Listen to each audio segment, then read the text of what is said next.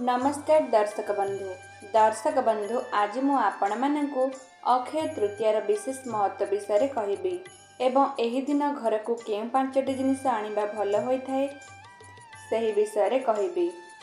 2024 अक्षय तृतीया मे मास 10 तारिख शुक्रवार दिन पड़ुछि। बैशाख मास अक्षय तृतीया अत्यंत स्वतंत्र अटे।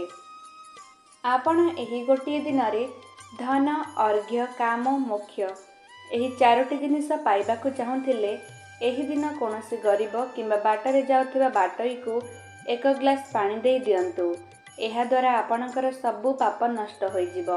आपण एही दिन विशेष भावरे घरे माता लक्ष्मी एवं नारायणकर पूजा अर्चना करि परिबे। घरे शालग्राम रखिथिले पूजा करी निजर इच्छा मुताबक भोग बनाई अर्पित करि दियंतु। एही दिन आपण निजर सामर्थ्य अनुଯାयी गरीब लोक किछि दान करि परिबे। आपण चाहिले एही दिन अन्न हेउ किंबा चाउल सहित परिबा नै परिवार सबु सदस्यंक हाथ स्पर्श कराई ताहाकु ब्राह्मण किंबा कोनोसी गरीब लोकंकु दान करि देले अनेक पुण्य फल मिली थाए। आपण गाई को रुटी मध्य खुआई परिबे। गछ लगाइबा सहित प्रचंड रौद्रतापरु मुक्ति पाइबा पई जलदान मध्य करि परिबे। प्रत्येक मनुष्य निजर सामर्थ्य अनुଯାयी एही दिन काम दान करिबा उचित। अक्षय तृतीया दिन उभय माता लक्ष्मी एवं भगवान विष्णुकर पूजा करंतु, कारण माता लक्ष्मी को कृपा पाइबाकु हेले भगवान विष्णु को कृपा मध्य आवश्यक। एही दिन घर को सुना किंबा रूपार किछि आभूषण किंबा जिनिस आनि परिबे।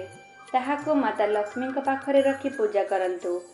एसबु व्यतीत आपण खाली चाउल गहम चीनी किंबा डाली आनि मध्य एही उपाय करि परिबे।